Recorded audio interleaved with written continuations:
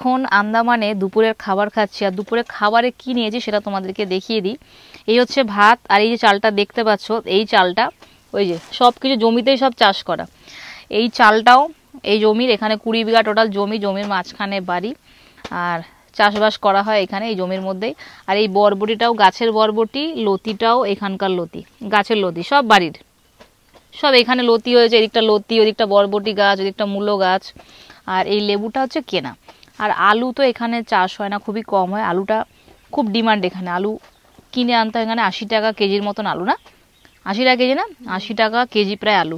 ভাই খাচ্ছে কলা পাতা, কলা পাতাটা একটু আগে কেটে আনলাম আর খাচ্ছি, দারুণ লাগছে লেবু দিয়ে।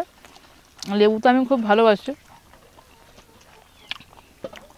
মাছ, আমি একটু সবজিটাই বেশি খাই, সবজি দিয়ে ভাত এরকম কলা পাতায় হবে, দারুণ দারুণ ভালো লাগে।